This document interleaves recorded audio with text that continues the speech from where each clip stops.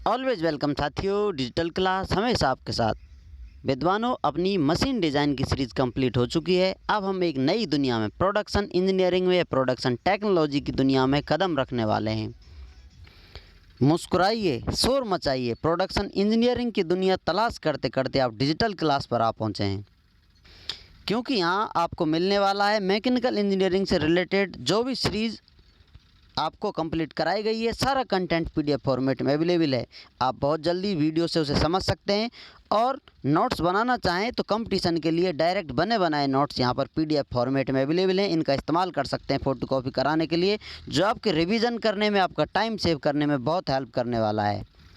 इन नोट्सों का इस्तेमाल आप SSC, RRB, state, JEE, GATE, BTech, AMIE के एग्ज़ामिनेशन के लिए कर पाएंगे, क्योंकि यहाँ पर जो नोट्स या कंटेंट आपको प्रोवाइड कराए जा रहे हैं ऑलरेडी कंप्लीट कर कर ही वीडियो सॉल्यूशन दिया जा रहा है। तो यहाँ पर हम शुरुआत करने वाले हैं। ये सीरीज़ का प्रथम वीडियो है अपना। यहाँ से स्टार्टिंग कर रहे हैं हम नई जर्नी की।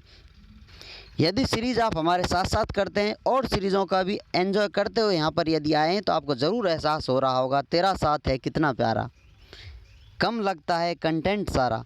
तो साथियों, शुरुआत करते हैं। प्रोडक्शन इंजीनियरिंग क्यों, कब, कैसे, कहाँ से दुनिया में आई, क्या उद्देश्य है इसका, तो इस प्रकार के इंट्रोडक्शन होंगे। अब जैसे आप आदिकाल में चलें, पाषाण युग में चले जाएं, लोग अपना जीवन यापन आसानी से कर रहे थे। धीरे धीरे टूलों का इस्तेमाल करते आए, कुछ टूल्स बनाए, टूलों की सहायता से कुछ और टूल्स बनाए गए या प्रोडक्ट बनाए गए, जिनका इस्तेमाल करते करते दुनिया आगे बढ़ती आई। आज हम 21वीं सदी में आ पहुँचे हैं।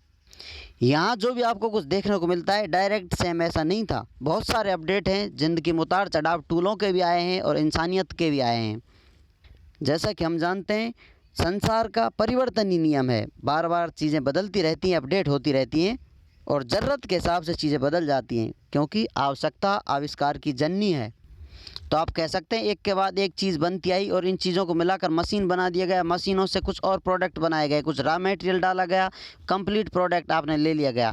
किसी के लिए कोई प्रोडक्ट हो सकता है, दूसरे के लिए रॉ मटेरियल हो सकता है। आगे जाके मशीनिंग प्रोसेस होंगे, कुछ प्रोसेस के बाद फिर वो उससे दूसरा प्रोडक्ट बना देगा, या फिर उसका वो प्रोडक्ट होगा।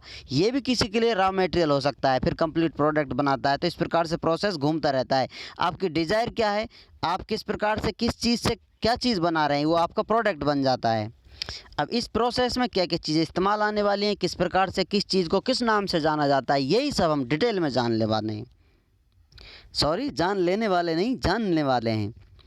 इंट्रोडक्शन की तरफ आते हैं साथियों। जानने के बाद तो इंट्रोडक्शन में सिंपल बातें लिखी हुई हैं जो आपको बताई गई हैं। ये जो फील कराया गया है, यही सब शब्दों में प्रोकर आपको लिख दिया गया है। Production engineering is the study of making safe and effective production cycles for changing crude materials in finished product। जो कच्चा रॉ मटेरियल आपको प्राप्त होगा, आप कहाँ से ले रहे हैं, उसको फिनिश प्रोडक्ट में, फाइनल प्रोडक्ट में कन्वर्ट कर देंगे, तो वो प्रोसेस होगा। आप कह सकते हैं प्रोसेस है, स्टडी है। इफेक्टिव प्रोडक्शन किस प्रकार से आप कर सकते हैं, किस प्रकार के साइकिलों का इस्तेमाल करते हो, ये सब करते हैं। यही सब हम प्रोडक्शन इंजीनियरिंग में पढ़ने वाले हैं। जान लेने देने से बात आई साथियों, कब ज़िंदगी का अंत हो जाए, कब शुरुआत होती है किसी की ज़िंदगी की, ये सब समय निर्धारित करता है। किस्मत भी है, ऊपर वाला भी है दुनिया में। इसीलिए कहते हैं हंस ले गाले ये दिन ना मिलेंगे कल, हैं थोड़ी सी खुशियाँ हैं थोड़े से ये पल। तो जैसा आपको बताया था, प्रोडक्ट आपने बना लिया है, इसके लिए आप डेफिनेशन लिख सकते हैं। तो आते हैं साथियों प्रोसेस पर, मशीनिंग की तरफ। मशीनिंग या इसी को मेटल कटिंग के नाम से हम जानते हैं। तो अब यहाँ क्या हो रहा है, मशीनिंग में आपका कोई वर्क पीस है। अब वर्क पीस कैसे बनता है, किस प्रकार से बनता है, वो सब आपको बता दिया। रॉ मटेरियल से कहाँ से चलते हुए हम आए हैं और किस चीज़ को वर्क पीस मान रहे हैं। वर्क पीस मान रहे हैं कोई रॉ मटेरियल है, आपका कोई कंटेंट है, उस पर आप मशीनिंग कराते हैं, कुछ प्रोसेस परफॉर्म करेंगे, उसके बाद आप प्रोडक्ट बना लेते हैं। जैसी आपको आवश्यकता है, डिज़ायर है, ऐसा आपका प्रोडक्ट बन जाता है। वर्क पीस से मशीनिंग कर कर प्रोडक्ट बना लिए जाते हैं। तो जो बीच में प्रोसेस हो रहा है, यही मशीनिंग या मेटल कटिंग कहलाएगा, क्योंकि यहाँ पर हम जो स्टडी करने वाले हैं मेटल पर कटिंग करने वाले हैं। मेटल होगा या एलॉय होंगे, उन पर स्टडी करेंगे, उन्हीं पर कटिंग करेंगे। प्रोडक्ट अलग अलग सेक्टर के लिए, अलग अलग फील्ड के लिए अलग अलग हो सकते हैं, लेकिन यहाँ पर हम सॉलिड प्रोडक्टों की बात कर रहे हैं, जो आपके या तो मेटल होंगे, एलॉय होंगे। अब यदि आप बिल्कुल नए हैं तो आपके लिए हर शब्द एक अलग वैल्यू लेकर चल रहा होगा। इस शब्द को क्या, किस प्रकार से जान पहचाने, किस प्रकार से जान पहचान पाएंगे। लेकिन ज़्यादातर यहाँ पर स्टडी करते हुए छोटी मोटी कॉलेजों से कहीं ना कहीं से आपने ज़रूर स्टडी की होगी, इंजीनियरिंग कर ली होगी, या आप कंपटीशन में आए या साथ साथ कर रहे हैं, तो काफ़ी आपके पास जानकारी नहीं है या है। वो बात इतने मायने नहीं रखती। आप यहाँ पर आए हैं, सीखने आए हैं, तो आपको हर चीज़ का अच्छे से डिटेल एक्सप्लेनेशन देखने को मिलेगा। सब चीज़ आप बारीकी से जान पहचान पाएंगे। बस आपको कंटिन्यूटी बनानी होगी, पैसेंस रखना होगा हर चीज़ को जानने के लिए। समय की आवश्यकता है, आप समय दीजिए, समय देने पर तो भगवान मिल जाता है। ये छोटे मोटे शब्द हैं और कुछ कॉन्सेप्ट हैं जो ज़रूरी आपको क्लियर होने वाले हैं। कुछ समय बिताइए हमारे साथ, बाद में बताइएगा कमेंट कर कैसा रहा अनुभव आपका। तो आप यदि एम ऑफ मशीनिंग का एम क्या है, उद्देश्य किस प्रकार से आप डिफाइन करना चाहेंगे। To obtain perfect dimensional accuracy and excellent surface quality. आपकी मशीनिंग क्यों की जा रही है, उसका उद्देश्य क्या है।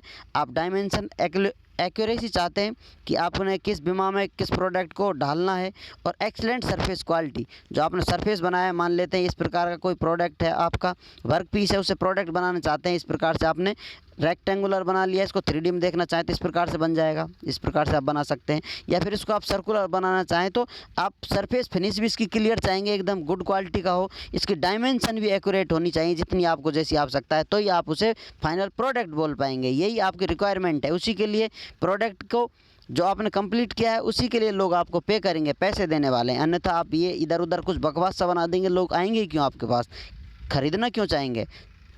इस रॉ मटेरियल से जैसा प्रोडक्ट बनाने की आवश्यकता है, ऐसा प्रोडक्ट आप कंप्लीट अच्छा बना कर देंगे, गुड क्वालिटी मेंटेन कर देंगे, तो ये आपकी रिक्वायरमेंट होगी आपके प्रोडक्ट की, आपकी क्वालिटी की, सभी तरह से, तो ही आपका काम चल पाएगा। न तो आपकी कंपनी भी फेल हो सकती है। बहुत रिस्की काम है, नॉलेज भी बहुत ज़रूरी है। अब मशीनिंग हम स्टडी करते हैं साथियों, जो ज़्यादा हम पढ़ने वाले हैं ऑर्थोगोनल मशीनिंग या कटिंग पढ़ने वाले हैं। बाकी ऑब्लिक मशीनिंग भी देखने को मिलती है, इनका अंतर आप लिख सकते हैं एक्सप्लेनेशन में, और एक्स्ट्रा डेफिनेशन चाहते हैं तो अभी सिंपल समझ लीजिए। ऑर्थोगोनल जो मशीनिंग होती है वो आपकी एक तरह से परपेंडिकुलर होती है, जो आपका वर्क पीस जो मोशन कर रहा है उसके इस प्रकार से आप कटिंग कर रहे हैं। और ऑब्लिक प्लेनिंग क्या है, किस एंगल पर आप कटिंग करना चाह रहे हैं या घूमते हुए कटिंग करना चाह रहे हैं, किसी एंगल को लेकर कटिंग करें तो ऑब्लिक मशीनिंग होगी, जिस पर हम अलग स्टडी करेंगे। बहुत ज़्यादा नहीं है, जितना सिलेबस में मिलेगा आपको उतना ही पढ़ाया जाएगा, उतना ही स्टडी कराया जाएगा। ऑर्थोगोनल मशीनिंग या कटिंग हम स्टडी करते रहते हैं, डिटेल में स्टडी कराई जाएगी। दोनों का अंतर बता दिया है। परपेंडिकुलर रहेगी मोशन के, यहाँ कुछ एंगल बनाकर चलेगी। मान लेते हैं टूल ही आपका घूम रहा है, आपने इस प्रकार का कुछ टेपर डायमेंशन बना दिया, टूल घूमता घूमता आ रहा है, एंगल पर घूम रहा है। एक ऐसा आपका प्रोडक्ट है जिसमें आप कटिंग करते जा रहे हैं, इसको कट करते जा रहे हैं हर बार, तो इस प्रकार से दोनों मशीनिंग को अलग अलग डिफाइन आप कर सकते हैं।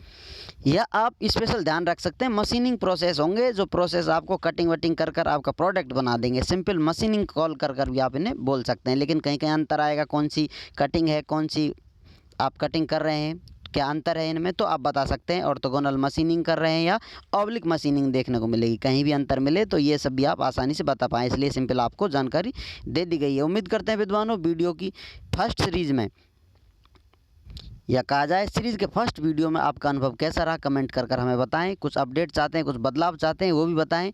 उम्मीद करते हैं विद्वानों वीडियो की सीरीज़ आपने देखी है, इसमें बहुत कुछ आपको अच्छा लगा होगा, कुछ सीखने जानने पहचानने को मिला होगा। वीडियो को अंत तक देखने के लिए, सपोर्ट करने के लिए चैनल को आपका दिल की गहराइयों से बहुत बहुत धन्यवाद। मिलते हैं नेक्स्ट वीडियो में। जय हिंद, वंदे मातरम।